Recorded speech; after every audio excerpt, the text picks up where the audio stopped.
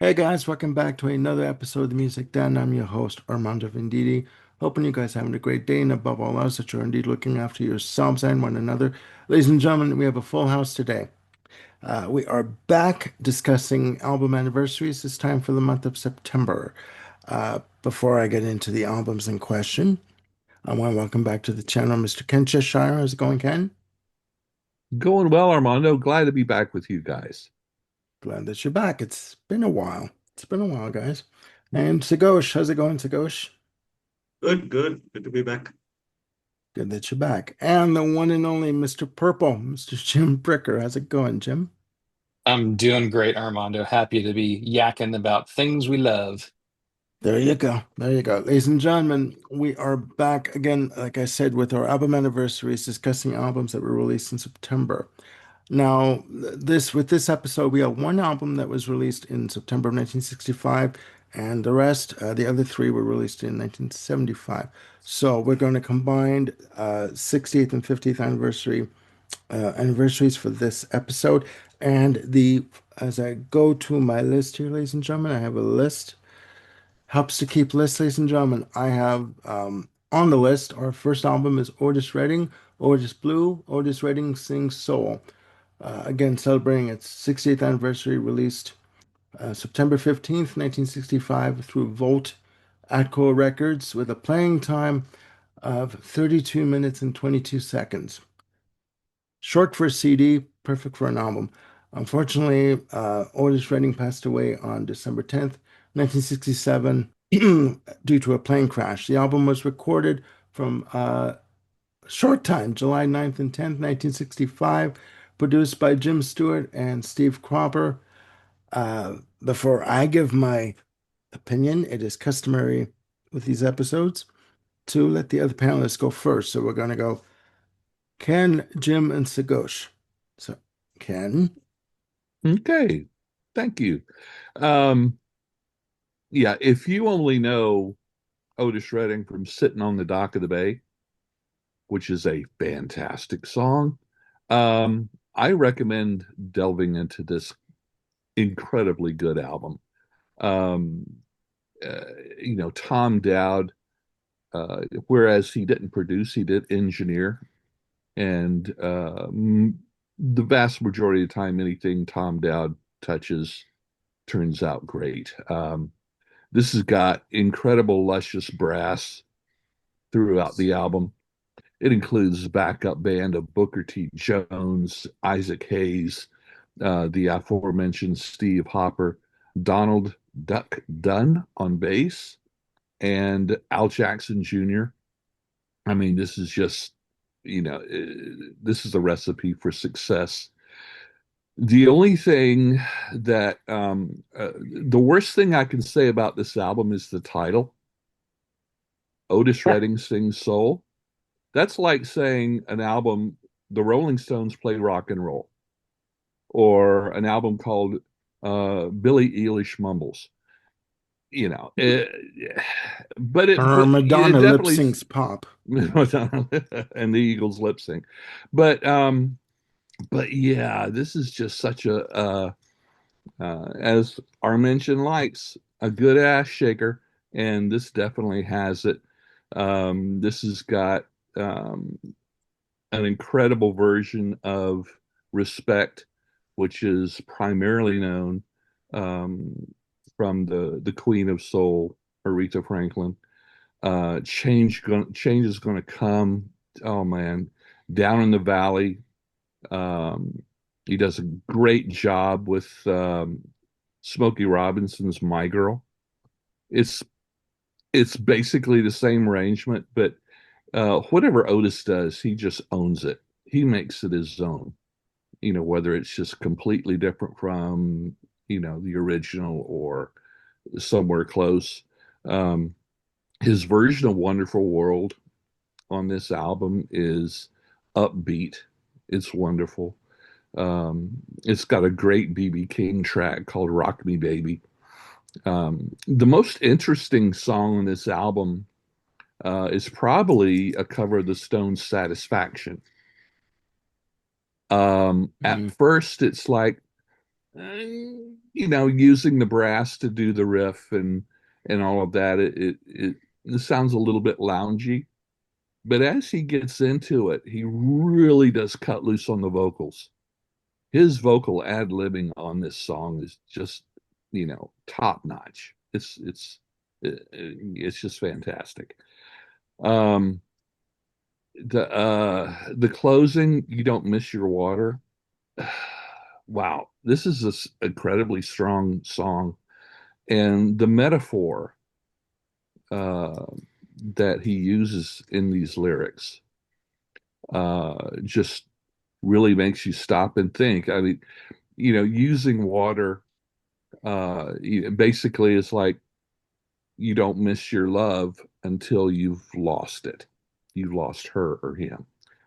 And but using the metaphor of water, I think is very strong because obviously water is the second most element that we need to survive after breathing. And to use that metaphor of water in the place of love and of a love just really hits me really hard, in such a wonderful way. So, yeah, when it says Redding sings soul, there's several different types of soul, both in the lyrics of these songs and in the genre, the music, the stylings. This is just a fantastic album for me. So it's a definite three thumbs up if I had an extra thumb. I'll use a big toe, but I won't show you. Thank God. Okay. Thank you. Yeah. All right. Jim, your opinion? I'm in the same wheel bag as Ken here on this album. Otis, uh, of course, sitting on the dock of the bay, but we would also be remiss if we did not mention Try a Little Tenderness, where Otis just frickin' owns that tune from start to end. The great thing about this album is that it's charging in the up tempo tracks, but where it's kind of slowing down in the tempos, Otis is digging deep and is really kind of mining these, deep, rich veins of, blues and gospel and, the whole amalgamation of them to, basically birthing the genre of soul music. This is just groove, grit, really deep soul singing. It's just, maximum soul. This is the interest. So let's kind of talk about the album for a second, apart from the songs. The songs are all great. Otis delivers on every freaking one of them. It's just from an album standpoint, I don't feel like the whole is greater than the sum of its parts. Maybe this has to do with the way albums were done back in 1965, but it's kind of like I, appreciate every one of these songs and what they deliver and what they bring out there, but from like the standpoint of sitting back listening to it as an album of a whole, it leaves me feeling just a little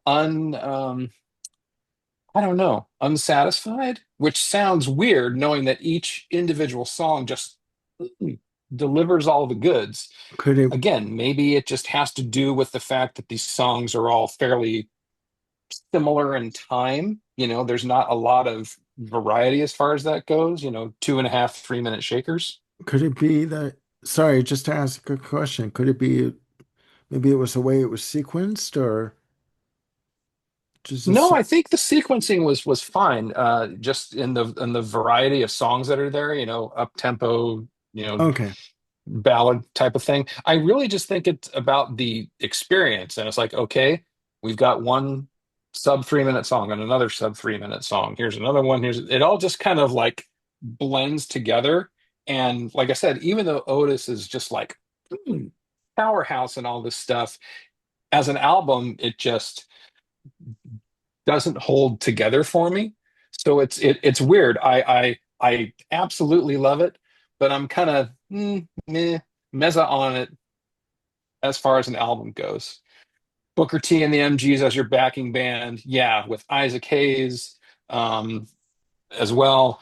It's it's fantastic from a performance standpoint. I just wish I loved the whole of it as much as I love the and appreciate the individual tracks. So what do you think's Have missing?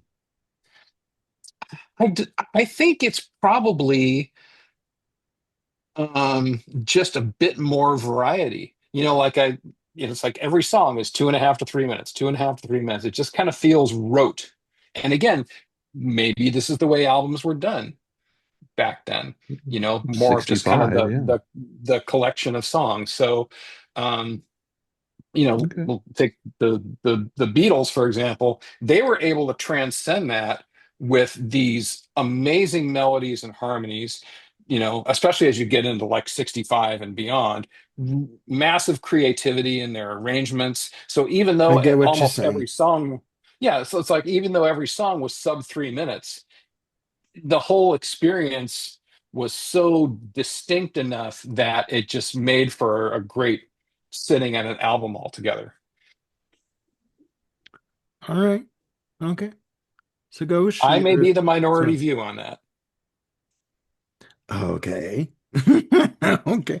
So Ghosh, your opinion, your view. Oh, I get set for a double minority view then. Okay. I mean, see, Otis Redding had such a short career, tragic life. I don't think there is any point in using words like criticism. I mean, he just never did anything bad. That is not a word you can use in his context at all. But I don't know. I mean, I feel like he has a certain zone, and that zone really comes across in the slower numbers where he has, the opportunity to really let loose. I feel like the upbeat stuff is, I don't know. It's like I listen to My Girl, and it just sounds a bit too happy for Otis Redding. Okay. Okay. Not depressing enough. Okay, I get you. I mean, he has this image of this really deep and intense, soulful kind of, letting it all go, ripping off passion. That doesn't set with My Girl, which is, a very, very like soft Motown kind of feel. And like I personally couldn't really gel with, especially the covers of My Girl and Wonderful World. But of course, where he's got the opportunity to let loose on the slower numbers, Old Man Yeah. Trouble, Change is gonna, and like Ken mentioned, Don't Miss Your Water is an absolute highlight. I mean, those are the places where he really, really shines. And respect, well, with all due respect, pun intended. I'm sorry, but as great as it is, Aretha has just completely transformed the song, and there is Sure. no way anything can match up to Yeah. that. I mean, Yeah, I at the time, Yeah. Sure. yeah. this was the only version available, and it's fantastic for its time. But once you factor that version in, there is just no. No, I It's true. understand. I understand.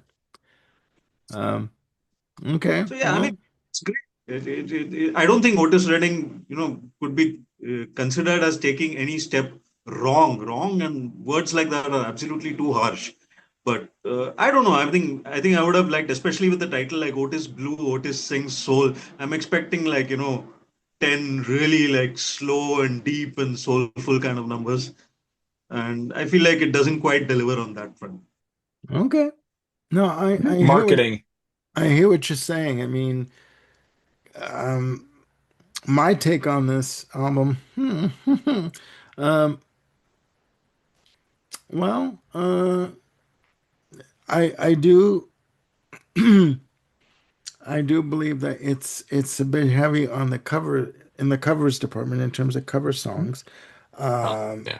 you know, um, People don't know that he wrote Respect. People don't, people seem to think that it's an Aretha Franklin original, that it's her composition or it was written for her. He wrote, it's an Otis Redding song. Just to get into the album, it's good. It's short. It's to the point. I do like I've been loving you too long. And I mean, there's no doubt that his emotion comes through in this album a lot. in terms of his vocal delivery. Um, yeah, but songs like, Satisfaction, Wonderful World, My Girl, it's like, okay, you know what? Yeah, it's to me, it just sounds like it just feels like, sorry, that these, okay, just record this, record this, record this. We need material. We got to do something. So let's just slap some Sure. songs on here and let's just release it. Uh, that doesn't mean that he doesn't deliver a good vocal on these songs. It just feels like the album was kind of slapped together. Um, and even with the Well, title, yeah. the title, it sounds like a bad K-Tel compilation cover, like album title, yeah, in that respect. Well, that's But redundant. Yeah. Yeah. Again, I blame marketing. well, exactly. But I don't think, like you're talking about the Beatles and what they accomplished by this point. I don't think, with all due respect to Otis Redding, I don't think that he felt that he was at a point in his career where he could say to Atco or Volt or his managers, listen, I want to do my own material. I don't want to do any covers. I don't want to do a 10th cover of Satisfaction or whatever. Do you know what I mean? Like I don't want to. I want to do my own material. I don't think he was at a point in his career where he could actually say that, unfortunately. And it's good for what it is. Would I go back to it again? Probably not. I'm sorry to say. It's just. I mean, there's good. I listening to it. Excuse me. There's good separation of between the left and the right channel, like the horns coming in and the bass, and you know there's good separation there. It's not an album I'd go back to. Mhm. You know? Well, this is exactly what I would expect from a mid 60s soul album. And we don't realize now, um, unless you really dig deep into records produced back then, everybody was covering everyone else. Yeah, So this, yeah, much, much more than they do now. I mean, you'll have three artists releasing the same song within the same year. It's just, yeah, you know, that was just the way the industry worked. And so um, I guess, and I'm a big fan of early Motown. So, so like I say, this fits into a similar wheel bag as that. So this was exactly, you know, I'm not surprised, with what, Shigosh and Jim are saying. I get it. But, that this was my expectation. I wasn't expecting, Yeah. Rubber Soul, yeah, level, whatever. Um, but yeah, I love watching these videos on YouTube. There's one guy in particular that has post a series of videos on that's basically you didn't know these were covers. And he's up to about 35 videos by now, you know, pointing out songs that are very popular that nobody knows or few people know were covers. But it's amazing, like I said, back then, everyone was just covering everyone else. Now, yeah, whether that's the record company's decision, probably a lot, possibly even the artist. So, um, but yeah, I get it. I guess in Shigosh, I guess I would expect um, for an album to be a little bit more in that slower vein. I would expect that from something that Otis Redding sings blues. I yeah, associate blues with yeah. more of the You would, lower tempo. you But would. yeah, but I get it. I get it. All right, okay. Yeah. Um, Ladies and gentlemen, we're gonna jump 10 years. This is an album we're gonna talk about. ladies and gentlemen, released in September of 75. I'm not sure of the exact date. Heart Dreamboat Annie. Recorded from July to August of 1975, with a playing time of 40 minutes and 2 seconds exactly. Produced by Mike Flicker, house producer for Mushroom Records. Mushroom Records was a small label, Canadian label based in Vancouver. This album had, excuse me, I have a bad throat today. Four singles released from it. Uh, How Deep It Goes, Magic Man, Crazy on You, and Dreamboat Annie, title track. Of course, this album was saddled with a bit of controversy. It was only our first time controversy. We won't go into that, but I'll give my opinion on this album at the very end. Ken, please continue. Okay. Um, with the um, title song Dreamboat Annie occurring three times, so one might think this was a concept album. It's more of a loose theme. Um, and each one of these occurrences of that song, I think, just worked very well. I think it's very catchy. As a debut album, oh my gosh, this I remember, being in high school. Of course, I heard, Ooh. Magic Man and um, on the radio, Crazy on You. It's like, wow, this is really great. But buying the album and listening to it, it's like, holy cow, there's a lot more here to dig into. Um, I mean, this peaked at number 7 in the US. So it really did catch on here in the States. This has got excellent guitar work, both acoustic and electric, with fascinating little subtle flourishes at various times, because they had three guitarists, or two guitarists and a third guy that alternated between guitar and keyboards, which allowed a lot of flexibility and layers.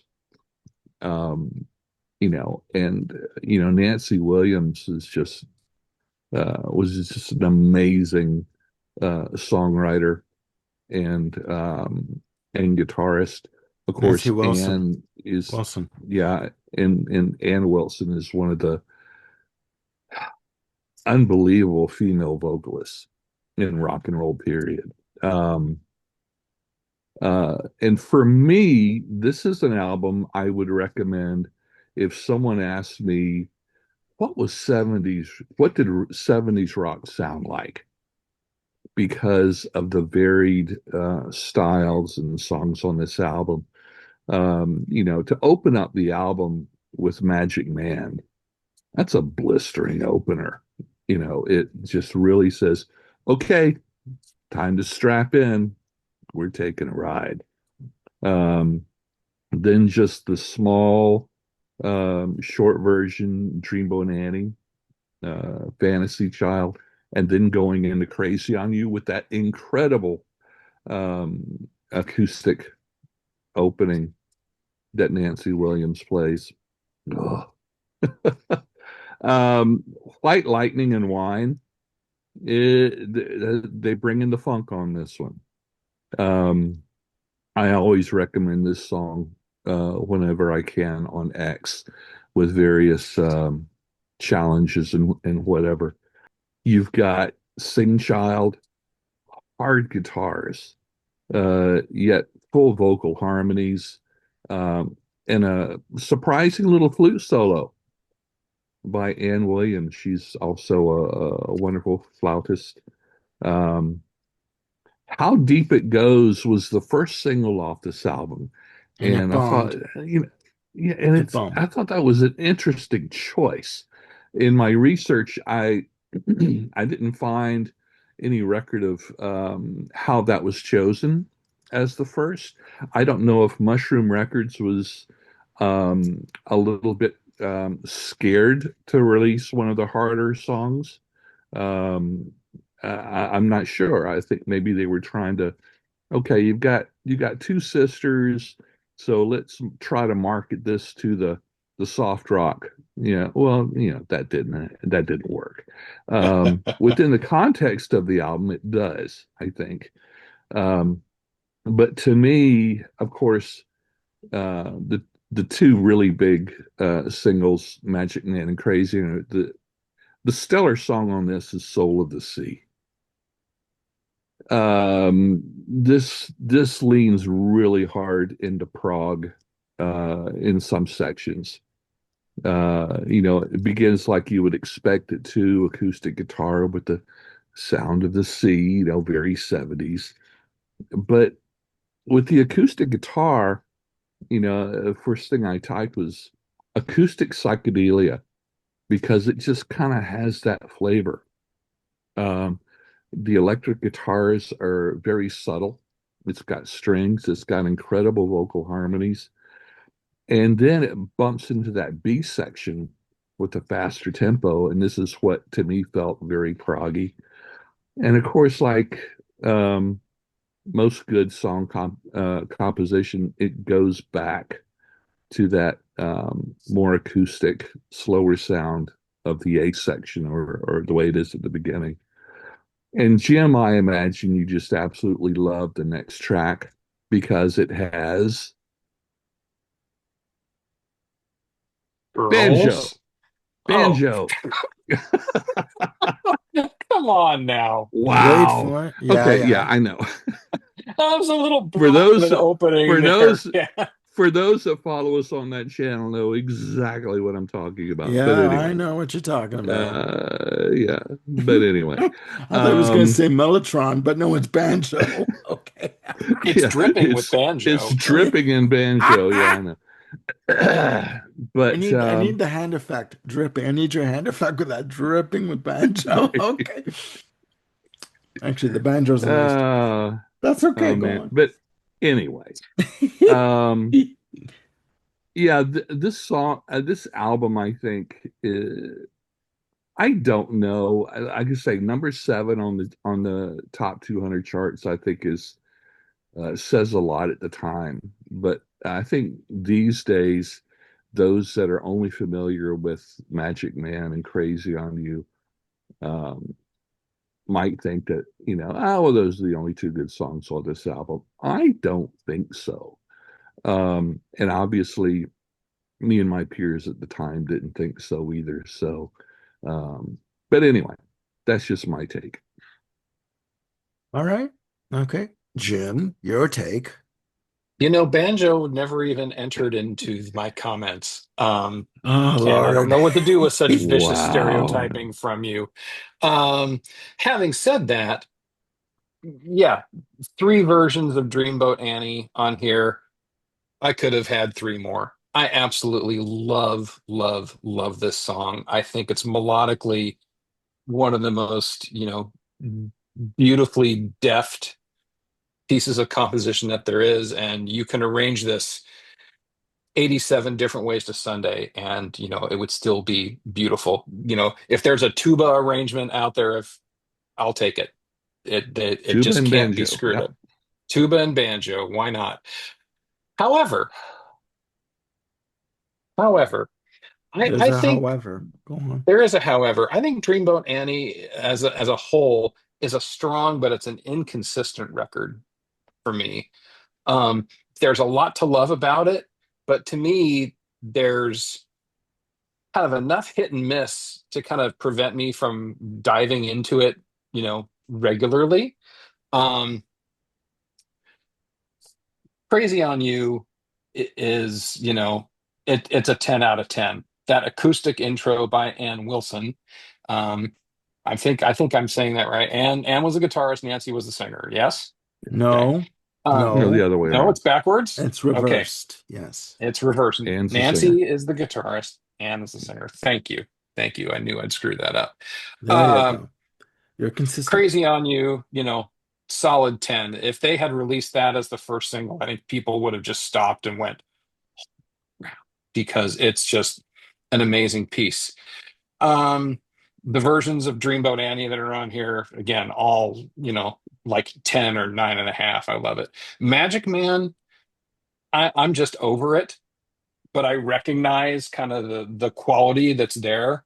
Um, but for me, the rest of the record, even something like Soul of the Sea, I get what it was doing compositionally and arrangement and construction wise. And I want to like it more than I do. But for me, it just kind of ambles. And maybe that's because the sea also ambles, if you will. Tide shifting and going in and out and whatnot. And maybe that's what they were trying to represent musically in the song. But for me, it just never kind of hit home melodically. It just kind of felt like it was wandering in search of something to lock into, and it just was really disappointing to me because I get what they were trying to do, but it just felt like you know Barry Bonds striking out at the plate. It's like, wow, you had all that potential and you kind of whiffed it. um and a Ooh, lot of the songs, I know shots fired. um and And hit. for me, My a God. lot of, yeah, side two is a lot like that for me. I mean, I'll Be Your Song. It's got this folksy early 70s vibe that I really like. But for me, like White Lightning, Sing Child, How Deep It Goes, they're just kind of all like, okay, yeah. I mean, they just never strike the chord in me the way that Dreamboat Annie and Crazy on You do. Um, So, I mean, that's just kind of where I've left me overall because of the strength of the other songs, on here. I kind of give it like an 8.2 out of 10, which is not bad, but I think the I think my kind of opening comment to say it's a strong but inconsistent album is the best way that I can sort of categorize it. Okay. Mic drop. That's a hell of a mic Would you, drop. yeah, would you say that Heart is one of these bands for you? A greatest hits is all you need. Perhaps. I mean, like I've listened through all of Dog and Butterfly, and I like a lot more of the pieces that are on there. Um, I'm sure I've listened to Little Queen all the way through. I think ultimately, if I go back to that, whatever it was, 1980 release of the Heart double white greatest hits album that had the cover of Tell It Like It Is and the live version of Zeppelin's Rock and Roll on there, I think that's yeah, that would probably be my dream album from Heart. Is that Ooh. white one? Okay. All right. Okay. Shots fired. All right. This is my last episode on the Music Den, everyone. Thank you. It's been a nice ride. Jim's gonna go in. That's not true, Jim. You'll be with us. We'll just mute your mic. At Thank you. least in spirit. Thank you. He'll be with us in spirit. Okay. That's fine. Okay. Not at all. Okay. Sagosh, your view? So I think somewhere halfway between Jim and Ken. For me, first of all, it was a bit of a surprise element because I have not really listened to much of Heart. I mean, I grew up with a few of the hit singles from the late 80s, and they were like, the typical hard rock of the time, a little shouty, a little, out there. Shout. It was all right. I mean, I liked the songs at the time, but it didn't seem like a band I could take seriously. So from that perspective, listening Ooh. to this album for the first time, yes, it was definitely a surprise. Yeah, compared to There's the late 80s stuff, sure, yeah. yeah, there's a lot here that I wasn't expecting at all. First thing that hit me was the sound of this album is fantastic. As Ken correctly said, it really captures what the late 70s was like. That whole vibe, the sound of that period, and it's very controlled, very everything in its right place. I don't feel like anything really jumps out. It's all like nicely put into place, very well organized. and the sound of both acoustic and electric never really overwhelm you. It never gets like too loud or too soft or whatever it is. Just hangs around nicely in a comfortable space, and Hmm. that's the first thing that hits me about this album. Production is really really good, and uh, Ann Wilson's voice is absolutely the highlight. I mean, hits you, really does. The big singles, of course, Magic Man, Crazy on You, excellent. The title track, as Jim said, three versions, three more, five more, 10 more, you can take them. They're all fantastic. Apart from that, I would like to disagree with him slightly on Soul of the Sea. I think that was a highlight. And yeah, okay. I mean, when you're getting into proggy numbers, there's always scope for divergence of opinion. But for me, that is one of the highlights. And especially from the prog angle, I thought it reminded me a lot of Renaissance. Oh yeah. Okay. Okay. Okay. Yeah, I didn't think of that. Yeah, very right. you're Very right. correct. And Ann Wilson's voice has that same very rich, powerful quality that Annie Yep, Haslam has. Oh The my way the it whole does. song started, it immediately like took me to that space. So that is definitely a highlight for me. I liked "I'll Be Your Song" as well. Me being me, I gravitated towards the softer numbers, not so much of a hard rock kind of guy. Hmm. Uh, I would say at least about 50% of this album is like fantastic. There's a couple of okay tracks apart from that, and a couple of tracks that I didn't really go for. So I would, put it maybe like a 7 out of 10. For a debut, it's very good. And Oh yeah. for the I didn't know anything about Heart earlier. I think, it's definitely given me impetus to go through more of their 70s work. Yeah, Hmm. I really don't like their 80s glam stuff. Neither So do they. the first four, yeah, the first four Yeah. albums, yes. After that, no. Yeah. Well, no, well, thank you, Sakesh. My opinion on this album, strap yourselves in. Here we go. Now, um, I don't choke yourself there, Ken. Uh, in listening to this album years ago, I went on a buying spree in Calgary about 10 years ago, and I bought Dreamboat Annie, I bought Little Queen, I bought all the. I, I came home with my back hurt because I had so many albums in my knapsack. Back to the album. I think this is a fantastic debut album. I think that there's a lot of layers to it. There's a lot of depth to it, a lot of um, angles to it. Um, I'm going to cite this again. Jack Holtzman from Elektra Records had said that when he had got the first Queen album to promote, he felt that it was a finely cut jewel that landed in his lap. Because unlike other debut albums, maybe that had one or two good songs on it, hit singles, that album for him, from Queen, had a size, a depth to it, a proportion to it. That's how I feel about It's how I felt about the Bare Naked Ladies album, Gordon. It's how I feel about Mhm. Dreamboat Annie. There's a depth to it. There's a proportion to it. Magic Man is a classic. It's FM platinum, classic platinum. I do feel we're going to dig into the controversy here, ladies and gentlemen, for a bit. I do feel that Mushroom Records, small label or not, they had a good opportunity with a very good band. They, pardon my language, fucked it up Yep. because the controversy of it was only our first time. They put a picture in Rolling Stone, an ad of the two sisters, Anne and Nancy Wilson, back to back, shoulder to shoulder, looking at the camera with that caption. It was the 70s. Misogyny was running rampant in the record business. So the idea was of this lesbian double entendre kind of thing going on. It was disgusting. All right. And it demeaned the sisters to no end. And it pissed them off to no end. to the point that this controversy lasted for at least 2 years, where a reporter asked Ann Wilson, "How's your lesbian lover doing?"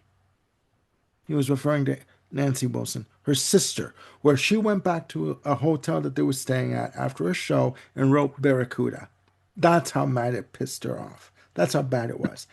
Back to the album. I think that this album has all the elements of a classic debut album. It has folk elements, it has rock elements galore, it has harmonies like you would not believe, it has textures, it has layers, it has substance to it, it has a weight that I don't think you find in many debut albums. You don't. I think that the idea of having the Dreamboat Annie 3 track trilogy, as I call it, on the album. I think it ties the album together loosely, but it does tie the album together. The only difference I would make, the only change I would make on it would be to put the Dreamboat Annie Fantasy Child intro as track one, have it lead into track two of Magic Man. That would make more sense Sure. because Dreamboat Annie is a woman or an individual that is going off into the world and trying to find her way. And that would, if you put Dreamboat Annie Fantasy Child as track one, it would make it more of a story. She meets this guy who's trying to, persuade her to come with him. He's a magic man, mama, that kind of thing. It would go better. It would be better. I think Soul of the Sea as a track on the album, I think it's fantastic. There are many layers to it. I think Ann Wilson's vocals on it are very beautiful, also very piercing, very definite, very strong on it. I think songs like "Sing Child Sing" is a fantastic rock track. There's no way around that. Mhm. And I do think, ending it with the June Brandi reprise, I think is a good way to end the album because it has a middle, beginning, a middle, and an ending. And I think it's a fantastic album. I think it's obviously been cited as many people's musicians and individuals' favorite album. I'm sorry that I didn't give this album the time that it needed, and the attention that it needed for me to really appreciate it. I'm glad that I'm doing it now. And a little side note, I do think there's a great use of banjo on Dreamboat Annie. So I mean, but I think that as an album overall, thank you. As an album overall, Bella Fleck all over the place. Um, I do think that as a debut album, I think that this should go down as a classic album. Yeah. It is still various cuts from the album. Obviously, the hit singles are played on classic FM rock radio to this day, K97 in Edmonton, Alberta included. And I think that this album needs to be talked about a lot more. And I think it's just fan bloody tastic as a debut release. Yeah. I don't know overall, but for me, this album was overshadowed by Dog and Butterfly. That was the first Heart album I actually purchased. Um, so I don't know how that is as far as your average Heart fan. But yeah, it wasn't until later visiting this that it's like, holy cow, I missed out on this album as a whole in 75. Armando, how old were you in 75? 5. Okay. Yeah. That's why when you said you were in high school, I'm like, oh, I oh, was I oh. was a junior in high school, yeah. So Yeah. there you go. Yeah, there you go. There you go. All right, ladies and gentlemen, we must continue. Our next album, ELO, Face the Music, released on September 1st, 1975, recorded from May to June in 1975. Little side note, I've noticed that all of these albums were recorded in quite a short time. There was Yeah. a time where you could record an album in, say, 2 to 3 months, not 10 years. But that's in the Guns N' Roses aside. We won't go there. Um, Album Peter was Gabriel. produced, yeah, exactly. Peter, I love Peter Gabriel. Album was produced by Jeff Lynne, released through Jet and United Artists Records, respectively, in the UK and in the North America. Produced, there's again, with a short playing time, sorry, of 36 minutes and 22 seconds. Ken, your view on this album? Okay, I'm going to put on my Jim Bricker glasses for this one. I'm going to be Jim. Eh. I don't recommend it. So, okay, so here we go. 1975. I bought this album at the time. I wore the grooves off this album. I listened to it so much. But and and I've noticed there's an incredible amount of love for Electric Light Orchestra during this period on social media, um, particularly on X that the uh, three of us frequent. But honestly, it just hasn't aged well with me. Um, and a lot of that is the production. Um, I never thought Jeff Lynne was particularly a fantastic singer. I think what in revisiting this album for this in preparation, I was amazed how much I remember of this album in detail. Um, because I'm old and I can't remember what I had for breakfast this morning. But so I guess it's that late 70s, what would be very common in the 80s, where they so frequently filter the lead vocal through, phasing and, effects and stuff like that. And it just doesn't gel with me anymore. And somewhat the same on with the string sections, they're playing and it's phasing in and out and whatever. I've gotten to where I just like my sound um, of my rock more organic, more natural. I mentioned on this channel before, I love the first era of U2, particularly when they had that raw, edgier sound. Um, Before Unforgettable Fire, where it was much more produced and slicker and all of that. Um, However, this has got some incredible songs on it. And at the time, you couldn't escape it. This is one of those where I don't know if it actually was, but it just seemed like half of the album was being played on the radio at any given time. I mean, Fire on High is an incredible opener. It's very dramatic, although it's difficult to dance to. But Oh, because of the multi-section to it. Okay. yeah, Yeah. you've got and like I say, looking through the track listing, it's just forever ingrained in my brain.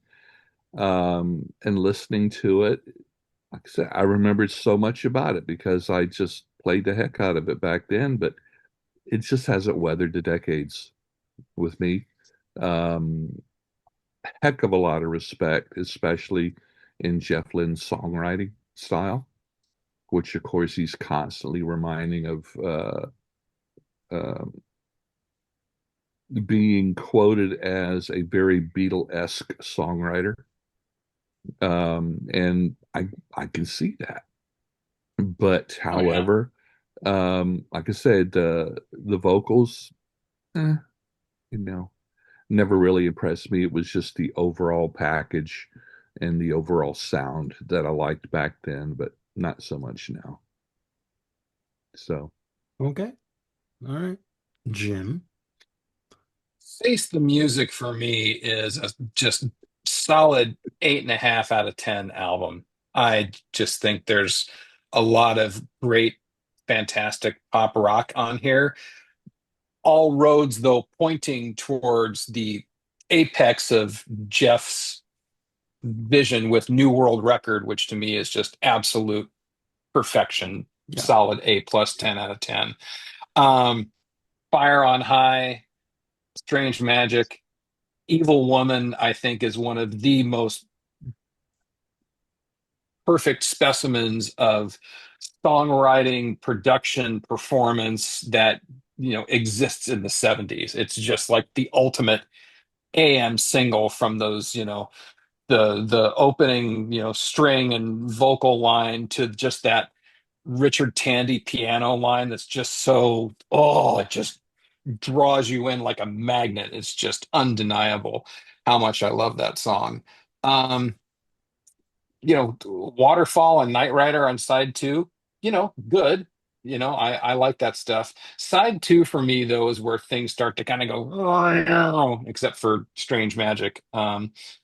You were talking about the Beatles-esqueness of how Jeff Lynne approached things. And for me, the final track on the album, One Summer Dream, is just like, George Harrison, deep, not a carbon copy, but deeply inspired. You can hear the those melodies and song structures of how George would approach things, and just really just abounding and flourishing all through this track. Um, Hmm. I think Face the Music is, like I said, 8.5 out of 10 is nothing to sneeze at. I think it's a really, really fine record. I wish side two were stronger, but again, as something that sort of points down the road to where um, a New World Record would be sort of the apex of Jeff Lynne's songwriting and arrangement genius. I think it's worthy to kind of spend time with it to kind of see how he got there, and starting here to make it happen. Okay. All right. Fair enough. Sagosh. So I got into ELO pretty late.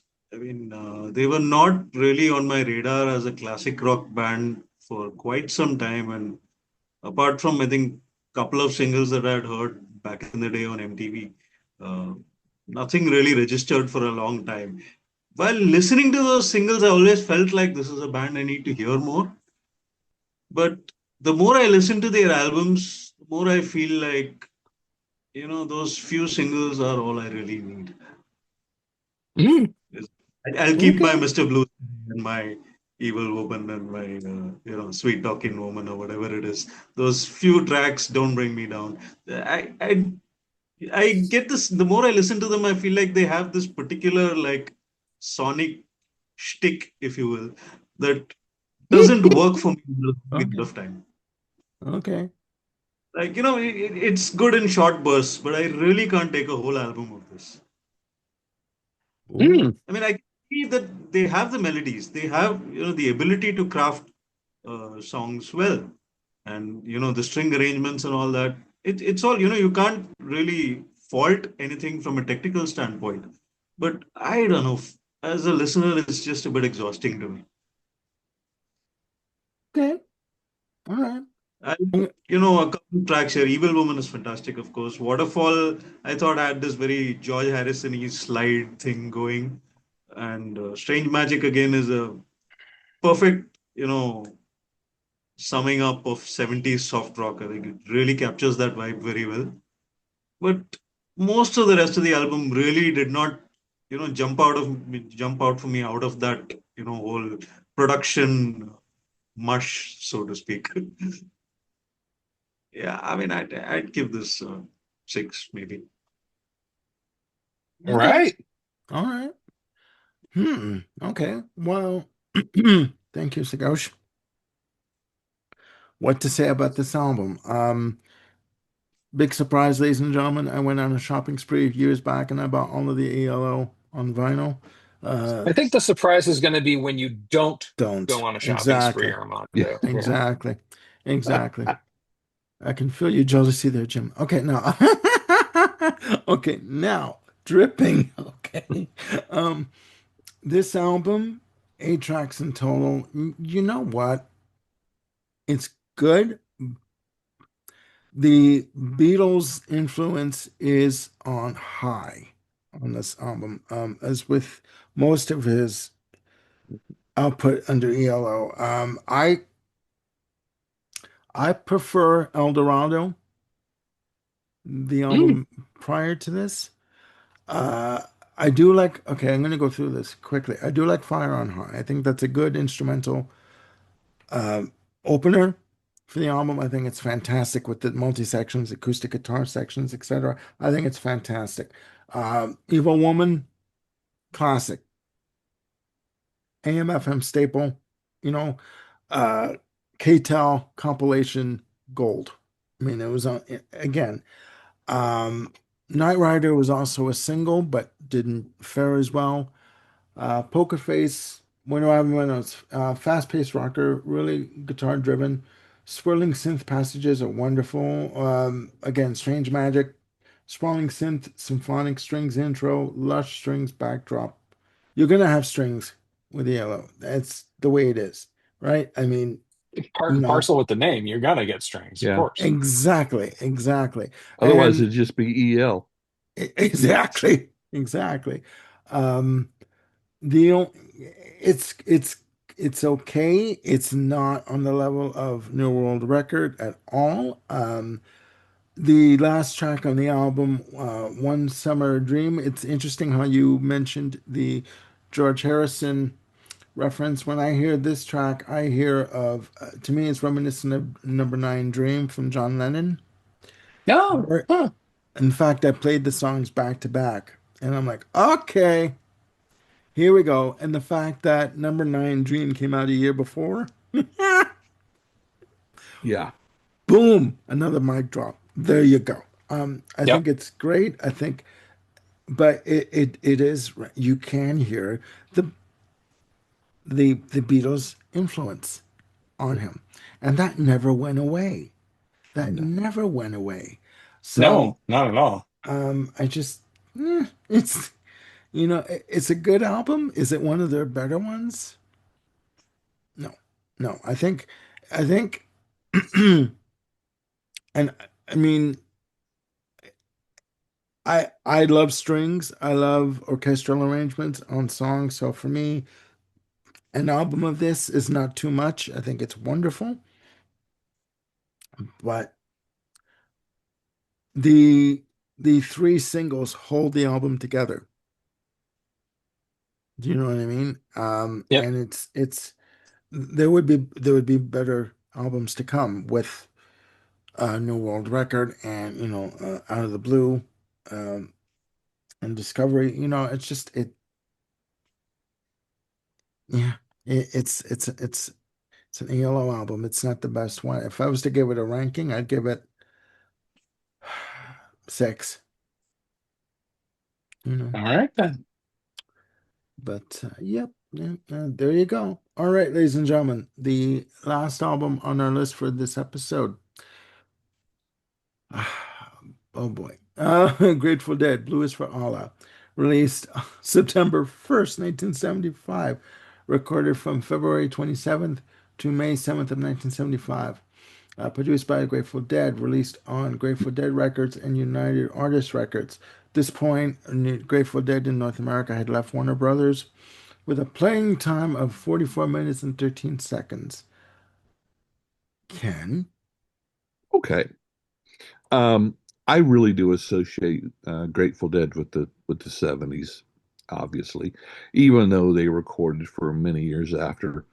Um, Although I never really dived deep into them. There were the singles and the radio tracks, and I listened to them. It's like, okay, that was just kind of part of the top 40 landscape at the time, but nothing really uh, pushed me into, buying an album. I was a little bit more of a rock guy, with the exception, a generality here, with the exception of Allman Brothers. And this categorization may be debatable, but I've never really been one for jam bands. Uh, Grateful Dead, Fish, bands like that. And that might be because I just didn't have many opportunities to attend a lot of concerts like some people did throughout their life and still do. But I enjoyed listening to the album just because it gave me a larger picture of who they were at the time.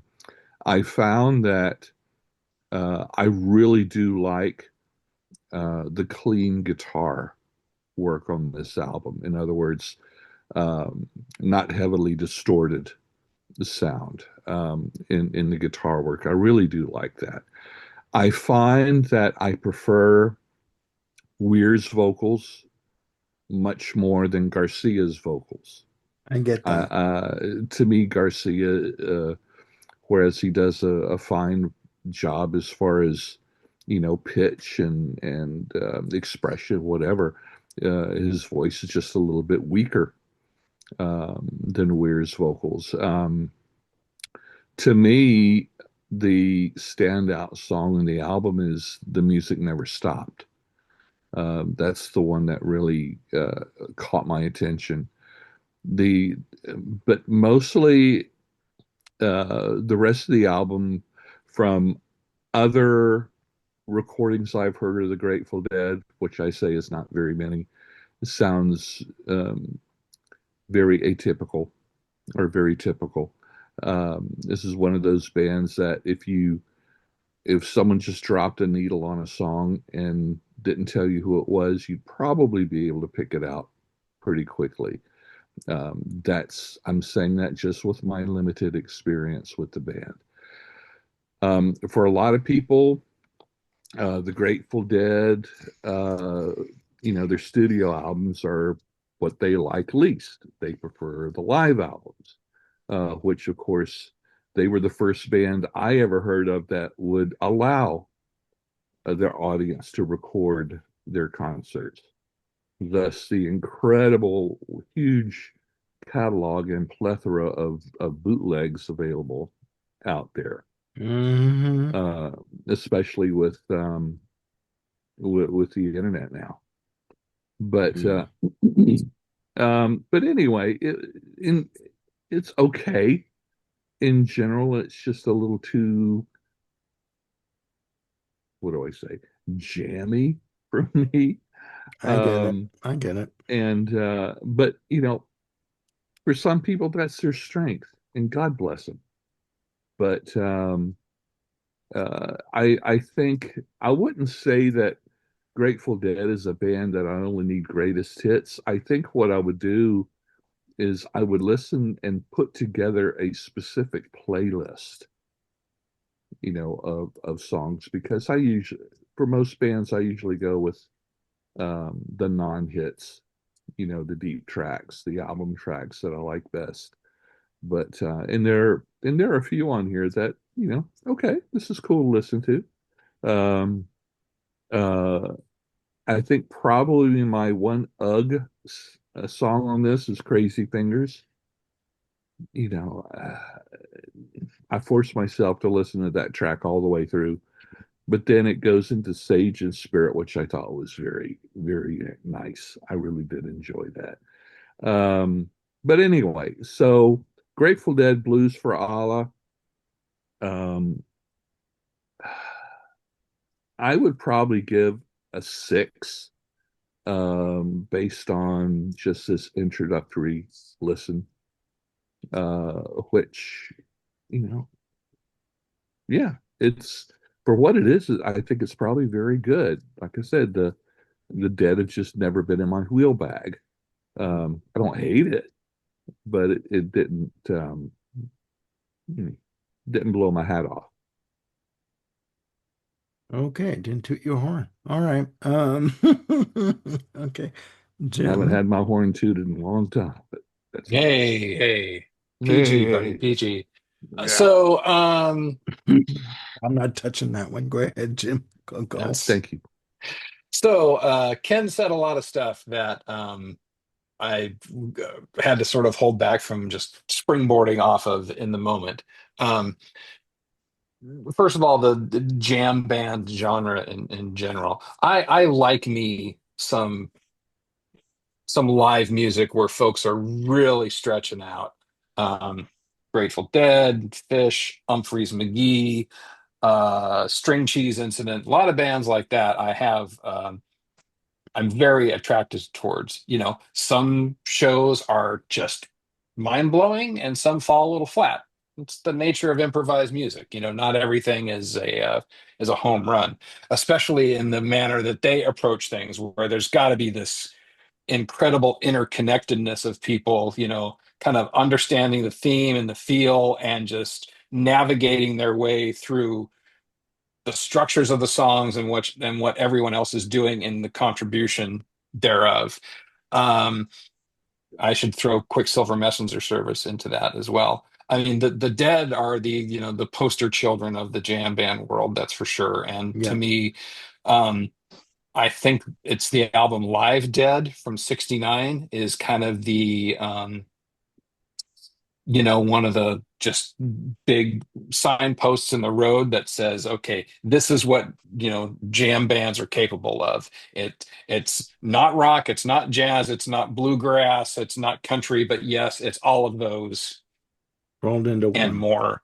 Yep, and probably a whole bunch of you know, pharmaceutical enhancements, shall we say. Um, so for me, the Dead has always been a live band, and kind of hearing them shoehorned into a studio environment just doesn't feel very natural to me. It just seems like, it's kind of like taking a thoroughbred racehorse and, cutting off one of its legs. Um, Franklin's Tower, I think, is a fantastic song. Um, King Solomon's Marbles, I thought I just love that title. That's sort of the cleanest pure jam band moment that I think sort of just transcends the artifice of the studio. Um, Crazy Fingers, um, that was the nicest tune on the album once I got there. So Ken and I once again are divergent in kind of how we feel about things. I don't know what it is. Maybe I just felt it was a lot stronger melodically than some of the other tunes. But yeah, my notes are like, wow, this is really something. Sage and Spirit, though, to me is,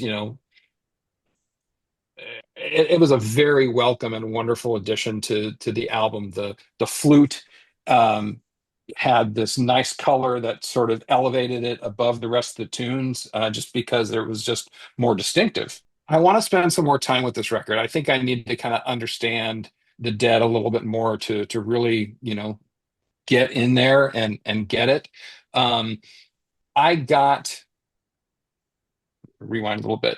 I think it was 1992 or 93. There was a Jerry Garcia band live album that was put out, which had, whole bunch of covers. Had Tangled Up in Blue on it, that Lucky Old Sun. It was a double album. It was pretty monstrous, and to me, that's where I sort of first felt like I could get what the Grateful Dead was doing, even though it was Jerry Garcia band. Um, but I've not taken the deep dive. Now, having said that, there are a gajillion opportunities to take that deep dive. I mean, the last 15 years, Grateful Dead has been releasing these archival recordings of Yeah. multi-night runs in different cities and Yeah. whatnot. Yeah. And, Definitely. the bits and pieces that I've heard from that have been, really phenomenal. And to me, just sort of like cemented, yeah, these guys live in their peak, that's where it was at. So Blues for Allah for me overall is probably about a 7 out of 10. Um, and Franklin's Tower, I think, is the best song on here. If you don't know it by the title, you've probably heard the, Roll Away the Dew, which is the chorus of it. Um, but yeah, worthy, worthy. I'd spin it again. Okay. All right. Thank you, Jim. Sagosh, your opinion? So I come into the Grateful Dead. from a very different perspective. I mean, I was never into live music, and I am still not into jam bands at all. I don't appreciate Fish or any of those other bands. They just never really had any appeal for me. And even the Grateful Dead, I mean, I remember sometime in the mid 90s, somebody, taped me a copy of Live Dead and said this is like essential stuff. And it started off with like 20 minutes of Dark Star, and I did not get that at all. At this point, I had heard, I think, Grateful Dead were another of those bands that never made it to India at all. And it was only in 93, 94, I think, that we first got the tape release of Best of Grateful Dead. And that was where we started off from. And we love those, short country folkish kind of tunes, Uncle John's band, Casey Jones. That was our zone really for Grateful Dead. And then when I heard all this other live stuff, I was like, this isn't even the same band. Yeah. So yeah, I mean, at that point, I kind of decided that live Dead is not my thing, and I went deeper into the studio albums, and I grabbed whatever studio albums I could get. And the next one that was released in India was Axomoxua, which also I loved a lot, except for the interminable "What's Become of the Baby," which I mean, is, as you said, pharmaceutical enhancements gone too far. Yeah. Whatever could But you yeah, mean? My God. Yes. and the third release in India, strangely enough, was Blues for Allah. And the title itself was intriguing enough for me to pick it up. It's not the kind of title you associate with any Western band at all. So I was like, what's happening here? Have they gone all Middle Eastern? This merits a listen. So I jumped on it immediately, and I had my mind blown first listen. Because at this point I had heard, like I said, the more country folk side of Grateful Dead. I don't think Hmm. anything featured on the best of that was released. I think it was called Skeletons from the Closet. That was very straight ahead, rootsy, rock and roll, country folk, that kind of zone. And which in itself was a pretty big shock when we first heard it, because I remember walking around, looking at Grateful Dead logos and the name of the band itself, and I always thought there must be some kind of, I don't know, death metal or something. In fact, when I finally got into the Dead, and this was the time when everybody around me at the time was into like heavy metal and stuff, and I was known in college for being this very like crazy guy who listened to stuff nobody else had any clue about. And when I was walking around with these Grateful Dead tapes, somebody was like, "Wow, you finally got into metal." Yeah. Yeah. So yeah, I mean, I really had my mind blown with this album because it was just so dramatically different from everything I heard from Grateful Dead at that time. It was this very, funky, groovy jazz prog kind of thing. And at this time, I had not heard much prog rock. I was only just beginning to get into Yes. I think at the time, the only prog I knew was Jethro Tull, really. And what they were doing here was something completely out of the blue. It didn't strike me as anything I had ever heard before. There was no real precedent for it. And as I got deeper into the album, I just got more and more intrigued. I'm not even one to really go in for jazz kind of improvisations, but King Solomon's Marbles is one very jazzy kind of track that I can almost sing along to. I kind of, know every note. And it's really, it has this groove, especially the way it starts out, the drums and this little guitar lick, and then he goes into this crazy jam. It's There's something very attractive about this album for me. Roll Away the Dew, of course, is the recognized crowd favorite. It's a sing along. It's everything you'd expect. But Help on the Way, again, a very funky, groovy kind of tune, which actually doesn't really fit in with the Grateful Dead's perception at all. And I thought they do a great job of it, especially on the Slipknot part of it, which is like the instrumental section at the end of the song. Hmm. It really works very well. Crazy Fingers, again, I kind of get where Ken is coming from, because the whole song feels like it was kind of like a wind-up gramophone going slow and slow and slower. So yeah, I kind of get what he's saying there, and great Jerry Garcia's very childlike kind of whiny voice doesn't make it any better. But yeah, as Jim said, melodically there's a lot happening over there. I love the way the chords change, and this it's very moody. It needs a while to get there, and yeah, you need to look beyond the slow pace of it and Garcia's vocal delivery. But yeah, it's a song I also love a lot. And the title track is this absolutely crazy psychedelic sweet. I can't begin to describe it. Yeah. It's eerie. It's otherworldly. It's like this very I don't know, Book of the Dead kind of chant. Hmm. Arabian. The needle's eye is thin. I love the way it starts off, and it's very ominous, very Yeah. atmospheric. Then it just keeps going. They just keep building up on it, and especially towards the end, where I think there's like a couple of minutes of them just going until eternity, and jamming over that phrase. It's it's uh, it's an experience. And I remember at that time somebody had told me that they performed the whole of this album like in front of the pyramids, and I was like, wow, that must have been an experience. So yeah, I love this Okay. album. I think along with American Beauty, although it's completely diametrically opposite to that album, that album is like a tight 3 minute, 4 minute songs of very clear melody and harmony and songwriting chops. But this is a beautiful sort of counterpart to that. And for me, like both these albums really make up the best of Grateful Dead on either Hmm. side of their capabilities. And if American Beauty is a 10 on 10, I think this one is at least a 9. To Okay. go about what year was it this was available to you? I think 94, 95, maybe. Okay. Okay. Okay. All right. Well, Very good. thank you, Sagosh. Oh my God, my opinion on this album. Um, I'm with Ken. I'm not a fan of bands that do a lot of jamming, just endless jamming.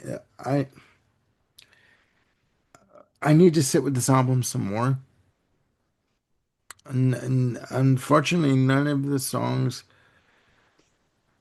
made much of an impact on me in terms of like that stood out. I mean, with the small exception of Franklin's Tower, uh, but other than that, no, no. There's not much on here. I'm not saying no outright like I usually do, but It's a reserved no. it's a damn near no. It's almost, but it's the. I mean, you talked about the infinite number of bootleg recordings. Ladies and gentlemen, I purchased the infamous 27 disc bootleg box set that came out Okay. about 2 years ago, and I feel I got burned on that set because you. I'm Understand. sorry if you're gonna put a sidebar. If you're gonna put together an album of complete performances of a certain era that you know that people really want to hear, clean up the performances and release proper recordings of the live shows. Don't release stuff where you can't hear them singing because they're like 5 steps away from the mic. Okay, it doesn't work. Little sidebar, little rant over. This album, I need to sit with some more. And other than that, that's all I can say. I, this is not a touch of gray. Okay, from '85. Yeah. This is not their commercial peak with Arista Records. This is the total opposite end of the spectrum. It's not an album at this point that really stands out for me, unfortunately. Fair.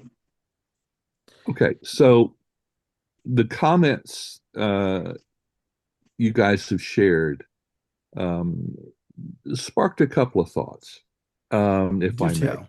Do tell. I think there's a difference in my brain between uh, a jam band and bands that, whereas on live, will improvise and stretch a song. I think it Okay. depends. Like I said, Allman Brothers, I'm there. Eric Clapton, I'm there.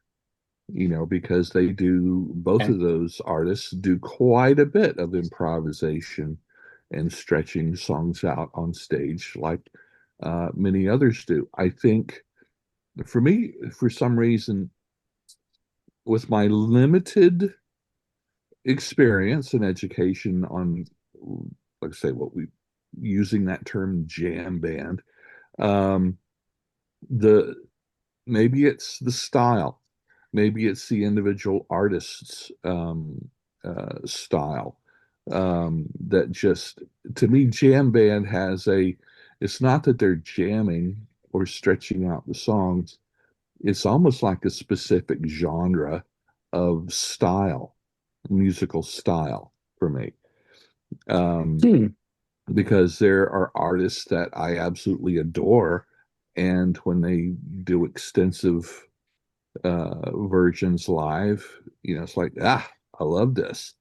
It's because I like their style. So, so it's probably just, um, my limited uh, Well, experience. I get what Because there's a I lot get of what the you're several saying. of the bands that Jim mentioned, that I just don't have, experience with, but they're always packaged within this same label. Yeah. And so, Well, I mean, but anyway, I'll give you an example of jamming and extending. I mean, take the track "Dazed and Confused" from Zeppelin.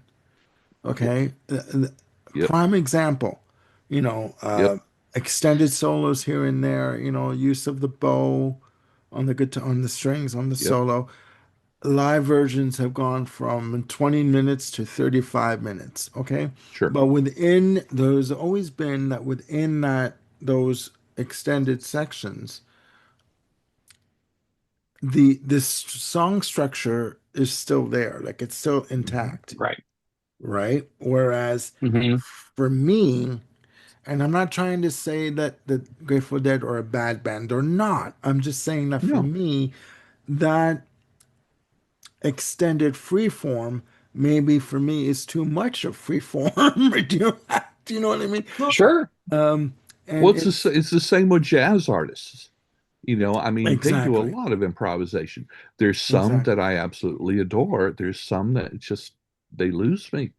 Yeah. No, I mean, So, and that's valid in and of itself. I mean, that's how you feel. I mean, again, I'm not saying it's a no. Like there are, you know me, there are yep, albums that we yeah, listen to. I'm like, yeah, yeah, no, and I just move on because there's yeah. It's nothing else I tricky. can say, right? It's Hmm. tricky. But yeah, Anyway, I need to sit with it some more. But yeah. all I, right, I want to say a couple of things, but I want to, Sagosh, you look like you were going to say something yeah, because first. he when I mentioned that, no, Segosh no. looked at me like you're nuts. Go on. What were you gonna say? What were you gonna? In fact, I totally get that, and I share that view. I am not a fan of the interminable live noodling either. But I felt like, contrary to most people's opinion of the Grateful Dead, I felt that they actually did a decent job in the studio, and I have no need personally for anything more than their studio work. Sure, Hmm. I would Hmm. agree with that. Yeah. All right. So I'll It's a throw very, one. Sorry, well, sorry, I haven't Sagosh, come you across guys. people who actually likes Grateful Dead studio albums and doesn't want the 500 bootlegs. Yeah, and just to sort of tie that end up about bootlegs. Remember what the word means, bootleg. I mean, so you got to really be careful. Again, I got burned with that box set from the Grateful Dead. I really feel I'll go on I record. I mean, pay. those kind of not for the they are for the dyed in the wool Yeah, deadheads who yeah, Yeah, would yeah. like pick up yeah, anything by Agreed. yeah. it's insane for anybody, starting out on the Grateful Dead to go to that just because they're known for their live versions. Yeah. Yeah, like I I I mean, you could, paid. if you wanted to start off at all with live, you could have gone with maybe Live Dead or, Yeah, Europe 72, which are the more celebrated Yeah, official live releases. yeah, true. no, because This bootleg stuff is just yeah, insane. because again, I paid 300 over just over $300 for it. It was Whoa. advertised on their website, on their own site, Yeah. official. So I'm thinking if it's an official release through their website, they're sponsoring it, they're marketing it, they're putting their stamp of approval on it.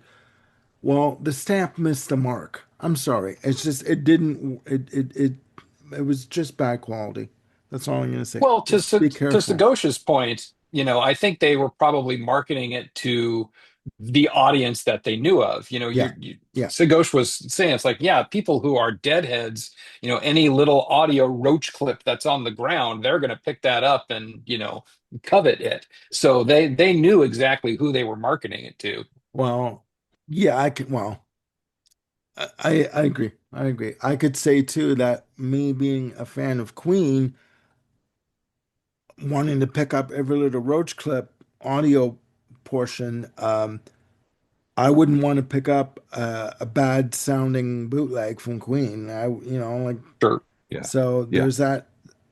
You know, there's Agreed. that side of the coin as well. So, but anyway, uh, Exactly. yeah, Movie is the Grateful Dead's whole aesthetic. I mean, they don't really care about, yeah, yeah. I sound know. Yeah. quality and all I that. know. I mean, Yeah. for all the deadheads who claim to have experienced them live, I'm not sure how many of them were even listening. Yeah, I know. I know. We won't go. We won't go there. You raised your hand, Jim, before I we end did the raise episode. my hand. So I just wanted to try to distinguish maybe a little more between improvisation and what distinguishes it from jam bands. Um, Hmm. Ken, you were bringing up some really good illustrations of, like the Allman Brothers and Clapton, and I would extend that to even something like, Duke Ellington or Charles Mingus or something like that, where the improvisation happens within a structure. It's like, okay, we're going to be playing, here's the melodic heads, and then these 8 bars, is going to be Dwayne. These 8 bars are going to be Dickie, and you kind of go from there. You Yeah. understand the space in which the solo is going to happen, and then within the solo, you can always, you know, play with dynamics. You can feed off the other guys and give them an eye and say, hey, I need, 12 more bars on this, let me go. And there's shifts that can happen. Yeah. Whereas I think one of the things that distinguishes jam bands is that they sort of abandon that structure. It's like within, there's umpteen fish performances out there where they will just divert wildly in terms of chordal structure, time, melody, to you basically have what was, like a 5-minute tune on an album be like an hour long, because they're just meandering down these paths, but yet they're so locked in with each other. It doesn't make it seem like an aimless journey. They're just so sensitive to what one another is doing that they can make that kind of thing work. Similarly, and Sagoshi may be able to back me up on this, like the King Crimson in 1973 and 74 would usually have like two tunes on their set list, which are just labeled improv. And they would just kind of go for it. There was no set structure at all. It's just, okay, we're just going to play what we feel. And sometimes it would be Bruford doing this, amazing snare roll, and then they're off and running with some like quirky funk beat, or it would just be, John Wetton laying down these just ominous big bass chords that they would sort of meander their way through. To me, those are just, different ways of sort of approaching improvisation, and yeah, it can make it work. I guess the point and all that was just to distinguish between improv within the structured form of the song versus more like jam band, you know, type of I things. I think the point that to that is it depends on your musical taste as to what you like to listen to. I mean, I would be, for example, I would be more apt to listen to an improv piece from King Crimson than I would the Grateful Dead. Or Fair. So that's probably just speaks more to the timbre of the bands yeah, than. Yeah. or music or Well, musical depending on their taste, period too. Yeah. Well, musical yeah. taste, musical taste. You know, that's it. Again, it just for me it comes down to musical taste and musical. Uh, yeah, that's the only way I can describe it. I don't want to meander too much. We've been going on, but about it. But Yeah. yeah, We've been improvising yes, yes, a within the little. structure. Yes, yes. And that brings us to the end of this episode, part one of album anniversaries. Albums celebrating their anniversaries for the month of September for both 1965 and 1975. We'll be back with part two of 1975. It's going to be an ass burner of an episode, ladies and gentlemen, coming up. I want to thank Jim, I Ken, don't and know if I want my Sagosh. ass burned. Wait for the You nine Just could o'clock just saying. go to show. Taco Bell for that. Wait Yeah. for the 9 o'clock show, Hey, ladies and gentlemen. It gets a little blue. Angel. Now, we won't even go there. For Ken, Jim, and Sagosh, I'm Armando signing off. Again, please click like and subscribe and hit the notification bell to keep yourselves on top of any new content we've got coming up. And just I forgot to mention this. Please put down in the comments below your opinion of these albums that we talked about. Maybe we're right on target. Maybe we've missed the point completely and the boat sailed and we're still at the pier. So, and we have no idea what we're talking about, right? We'd like to get a dialogue going on these episodes and discussion on these albums. Again, please look after yourselves and one another, and we'll see you soon again on the Music Den. Bye for now.